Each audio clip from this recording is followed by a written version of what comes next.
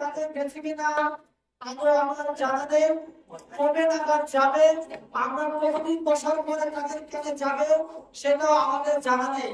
তবে আমার কথা হচ্ছে একটাই, যে যারা কিনা রাস্তাঘাটে রিক্সা চালায়, ভ্যান চালায় কিংবা ফুটপাতে বসে ভিক্ষা করে, তারা কিভাবে এই ভ্যান ট্যাক্স যেভাবে বাড়িয়েছে, এটা কিভাবে সহ্য করবে আমার প্রশ্ন আপনাদের কাছে। বাংলাদেশে একটা তথ্য নিয়ে আপনাদেরকে আমি গতকাল বলার চেষ্টা করেছি, আজকে আমি আবার আলোচনা করি যে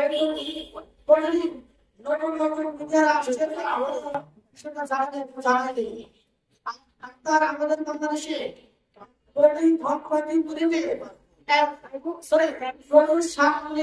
একটি করে গাড়ি বাজারে আওয়াজ পায়, তাহলে ঘন্টায় কয়টা হয়? পার ডে 24 ঘন্টায় কয়টা গাড়ি আপনার বাংলাদেশে মার্কেটে আসছে, এটা আপনাদের জানা উচিত। তাহলে এতগুলো গাড়িগুলো অনুমোদন দিতে পারে, এই গাড়িগুলোর উপরে ভ্যাট ট্যাক্স বাড়ানো দরকার। আপনার রিক্সায় চড়ি, আমরা বাসে চড়ি, এদের মধ্যে প্রাইভেট থেকে চলাচল করার আয়োজন নাই। আমরা আসলে এরপর আরেকটি আমাদের বাংলাদেশের অনেক নারী, এই নারীদের ইনকাম করেছিল পণ্য হচ্ছে সেমিনারি ন্যাপকিন। এই সেমিনারি ন্যাপকিন বিলাসী পণ্য হিসেবে বাংলাদেশ সরকার তালিকাভুক্ত করে রেখেছে।